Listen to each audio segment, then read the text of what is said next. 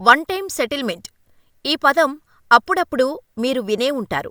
కానీ one time settlement అంటే ఏంటో చాలా మందికి తెలియదు. బ్యాంకుల్లో అప్పులు తీసుకొని లేదా క్రెడిట్ కార్డు తీసుకొని సరైన సమయానికి తీసుకున్న అప్పును కట్టకపోయినట్లయితే బ్యాంకులు అప్పు తీసుకున్న వారితో ఈ వన్ టైమ్ సెటిల్మెంట్ చేసుకుంటోంది. మీకు అర్థమయ్యేలా చెప్పాలంటే, మీరు ఓ బ్యాంకు నుంచి క్రెడిట్ కార్డులో లోను లేదా బ్యాంకులో లోన్ తీసుకున్నారనుకోండి. ఆ లోన్ను మీరు కట్టకపోవటం వల్ల బ్యాంకులు, క్రెడిట్ కార్డు సంస్థలు ఫైన్ వేసి ఎక్కువ వడ్డీని వసూలు చేస్తాయి. ఇలా అసలు కంటే వడ్డీ ఎక్కువ అయినప్పుడు ఈ వడ్డీ చెల్లింపులు మా వల్ల కాదు అని మీరు అనుకుంటే మీకు ఉన్న ఏకైక మార్గమే ఈ వన్ టైమ్ సెటిల్మెంట్. అయితే ఈ వన్ టైమ్ సెటిల్మెంట్ అప్పటికప్పుడు మీరు రిలీఫ్ ఇచ్చినప్పటికీ ఆ తర్వాతి కాలంలో మిమ్మల్ని ఇబ్బంది పెడుతుంది. సో, ఈ వన్ టైమ్ సెటిల్మెంటుని ఉపయోగించటం వల్ల మీకు వచ్చే లాభాలు, నష్టాలు, అసలు వన్ టైమ్ సెటిల్మెంటు మంచిదా కాదా తెలుసుకుందాం. ఈ వన్ టైమ్ సెటిల్మెంట్ క్రెడిట్ కార్డులకు మాత్రమే కాదు, ఏ లోనుకైనా వర్తిస్తుంది. వన్ టైమ్ సెటిల్మెంట్ అప్పటికప్పుడు మీ సమస్యను తీర్చవచ్చు, కానీ లాంగ్ టర్మ్లో మనకు చాలా ఎఫెక్ట్ చూపిస్తుంది. ఈ వన్ టైమ్ సెటిల్మెంట్ చేసుకున్నప్పుడు మీ క్రెడిట్ స్కోరు 50 నుండి 100 పాయింట్లు తగ్గిపోతుంది. అంతేకాదు, కొన్ని సంవత్సరాల పాటు ఆ స్కోరు పెరిగే ఛాన్స్ ఉండదు. దీంతో ఎప్పుడైనా మీరు అవసరమైతే బ్యాంకులకు వెళ్లి లోన్ తీసుకుందామంటే వారు మీ ప్రొఫైల్ని రిజెక్ట్ చేస్తారు. ఉదాహరణకు, ఓ క్రెడిట్ కార్డు హోల్డర్ తీసుకున్న అప్పు 1,50,000 అనుకోండి. కొంతకాలం వడ్డీని బాగా కట్టారు. ఆ తర్వాత సరైన టైంకి వడ్డీ కట్టకపోవటం వల్ల వడ్డీ 3,00,000 అయిందనుకోండి. ఆ డబ్బులు లోన్ తీసుకున్న వ్యక్తి కట్టలేను అని చెప్పి చేతులెత్తేస్తాడు అనుకోండి. కనీసం అసలు, దానిపైన ఎంతో కొంత వడ్డీని రాబట్టుకునే విధంగా బ్యాంకులు వ్యవహరిస్తాయి. చివరకు ఏ 1,00,000, 1,50,000 వచ్చినా చాలనుకొని అక్కడితో డీల్ క్లోజ్ చేసేస్తాయి. అయితే ఆర్బీఐ నిబంధనల ప్రకారం 90 రోజుల పాటు అప్పు కట్టకపోతే ఎన్పీఏ అంటే మొండి బకాయిగా మారిపోతుంది. 180 రోజులు దాటితే రైట్ ఆఫ్ చేయాల్సి ఉంటుంది. కానీ రైట్ ఆఫ్ చేయకుండా ఎంతో కొంత సెటిల్ చేసుకుంటాయి బ్యాంకులు. ఇలా సెటిల్ చేసుకున్న లోన్ల సమాచారాన్ని క్రెడిట్ బ్యూరో సంస్థలకు చేరవేస్తాయి. భవిష్యత్తులో ఆ వ్యక్తికి అంత ఈజీగా మళ్లీ లోన్లు పుట్టకుండా ఈ వివరాలను తెలియచేస్తాయి. సో, మీరు వన్ టైమ్ సెటిల్మెంటు ఎక్కువ ప్రిఫర్ చేయకపోవడమే మంచిది. ఇక వన్ టైమ్ సెటిల్మెంటు ఒక్కటే దారి అనుకున్నప్పుడు లోన్ క్లియర్ చేసే వేరే దారి ఉందేమో ఆలోచించండి. సేవింగ్స్, ఎఫ్డీ వంటివి ఉంటే వాటిని బ్రేక్ చేసి అప్పును తీర్చటానికి ప్రయత్నించండి.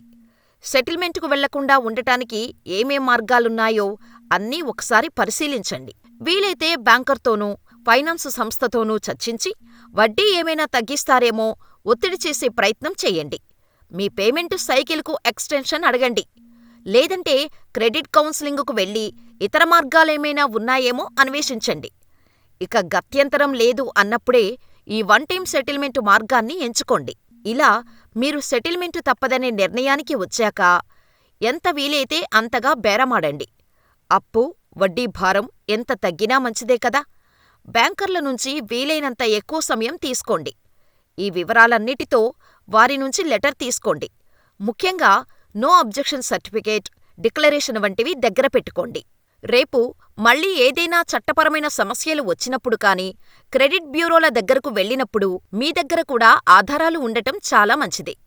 సాధారణంగా మీరు ఏదైనా లోన్ అకౌంట్ క్లోజ్ చేసినప్పుడు బ్యాంకులు, ఆర్థిక సంస్థలు క్లోజ్డ్ అనే పేరుతో నో అబ్జెక్షన్ సర్టిఫికేట్ ఇస్తాయి. కానీ వన్ టైమ్ సెటిల్ చేసుకుంటే సెటిల్డ్, పార్షియల్లీ సెటిల్డ్ పేరుతో మన సిబిల్ రికార్డ్స్లో ఉండిపోతోంది. ఇలా సిబిల్ రిపోర్ట్లో కొన్నేళ్లపాటు ఉండటంతో ఆ సమయంలో మీరు మళ్లీ బ్యాంకుల నుంచి లోన్స్ పొందటం చాలా కష్టమవుతోంది. ఎందుకంటే మీరు ఆర్థికంగా స్థిరత్వం లేనివారిగా బ్యాంకులు చూస్తాయి.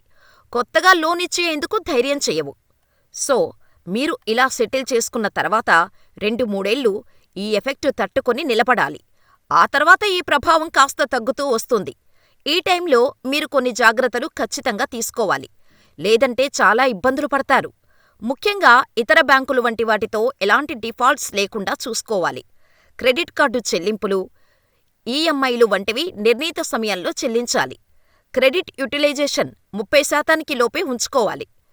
అన్సెక్యూర్డ్ లోన్స్కి ఎంత దూరంగా ఉంటే అంత మంచిది. ఇలా మీరు క్రమంగా క్రెడిట్ హిస్టరీని మెరుగుపరుచుకుంటూ వస్తే మీ సిబిల్ స్కోర్ పెరుగుతూ వస్తుంది. అయితే ఇక్కడ మీరు కొన్ని జాగ్రత్తలను ఖచ్చితంగా తీసుకోవాలి. ముఖ్యంగా క్రెడిట్ కార్డు వాడకాన్ని చాలా వరకు తగ్గించాలి. ఇక ఏ ఆప్షన్ లేదు అనుకున్నప్పుడు మాత్రమే ఉపయోగించండి. వీలైనంత వరకు ఏదైనా అత్యవసర పరిస్థితులు వచ్చినప్పుడు personal loan, gold loan, mortgage loan వంటివి చూడండి. క్రెడిట్ యూటిలైజేషన్ ఎంత వీలైతే అంత తక్కువగా ఉంచుకోండి. ఏ అప్పు తీసుకున్నా ఈఎంఐని క్రమం తప్పకుండా కట్టండి. ఇక్కడ ఇంకో విషయం మీరు గుర్తుంచుకోవాలి. అన్సెక్యూర్డ్ లోన్స్లో రుణగ్రహీతకు కొంత వెసులుబాటు ఉంటుంది. Gold loan, housing loan, vehicle loan లాంటివి అయితే బ్యాంకు వాళ్ళు ఆస్తులు జప్తు చేసి తమకు రావాల్సింది తీసుకుంటారు. కాబట్టి అక్కడ వన్ టైం సెటిల్మెంట్ వర్తించదు. ఫైనల్గా అందరికీ చెప్పేది ఒకటే. లోన్ తీసుకొని కట్టకుండా ఎగ్గొట్టి ఇలాంటి సెటిల్మెంట్స్ చేసుకుంటే మొదటికే మోసం వస్తుంది. అలా కాకుండా నిజంగానే పరిస్థితులు బాగోలేక వేరే మార్గం లేకపోతే మాత్రమే ఈ సెటిల్మెంటుకు వెళ్ళండి. మీ పరిస్థితిని గమనించి బ్యాంకర్లు కూడా మీకు సాయం చేస్తారు. వీలైనంత వరకు ఎకనామికల్ డిసిప్లిన్ మెయింటైన్ చేయండి. మీరు వాడే ప్రతి రూపాయికి ఓ విలువను మీరు క్రియేట్ చేయండి. మీరు ఖర్చు పెట్టే ప్రతి పైసా కూడా ఎందుకు ఖర్చు పెడుతున్నాం, ఎలా ఖర్చు పెడుతున్నాం, ఇలా ఖర్చు పెట్టడం వల్ల తర్వాత నాకు ఏమైనా ఇబ్బందులు వస్తాయా అని ఆలోచించి ఖర్చు పెట్టండి. అంతేకాదు, బ్యాంకుల నుంచి లోన్ తీసుకునేటప్పుడు 1కి 10 సార్లు ఆలోచించండి. ఈ లోన్ నేనెలా క్లియర్ చేయగలను?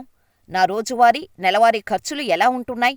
ఏ బ్యాంకులో తక్కువ వడ్డీకి మీకు కావలసిన లోన్ ఇస్తున్నారో తెలుసుకొని ఓ ప్రణాళిక ప్రకారం అత్యవసర సమయాల్లో మాత్రమే లోన్ తీసుకునేందుకు చూడండి. ఇక్కడ మీకు మేం చెప్పేది ఒకటే. స్థాయికి మించి ఆర్థిక భారాన్ని మీ నెత్తిన వేసుకోకండి.